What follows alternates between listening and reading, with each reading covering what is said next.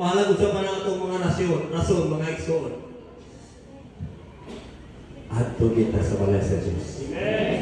I will go into the house of the Lord.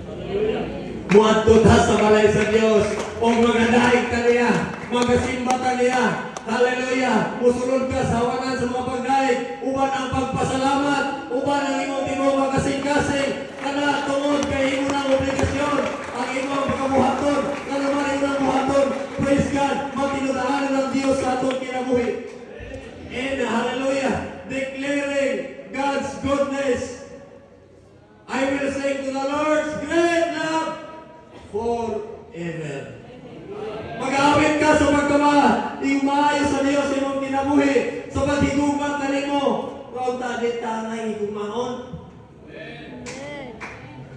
Di tangay higumaon. Magkasasala ta. Kanihan tuwa tayo relasyon.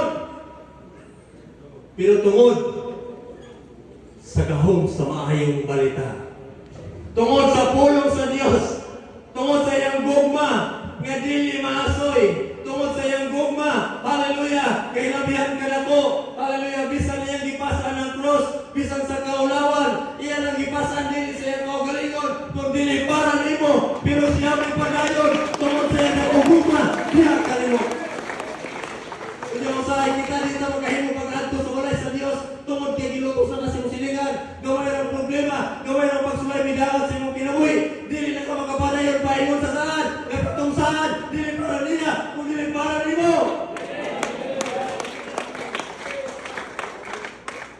Pero si Jesus Christ, ibig sa makakaula matod pa sa hibuhan ng Diyos si Diyos. May padayon siya. He endured even unto the cross. Dili para niya, kung dili para nato. Demonstrating how big, how great is the love of God diha sa matagusa sa itong kinabuhi. Tungod nga na, I will sing in the Lord's great love. Hallelujah! Forever. Dapat mo rin mag-ibisyon sa itong kasing-kasing. Kanang atong pagkapasalamaton sa tanang higayon. Kanang mag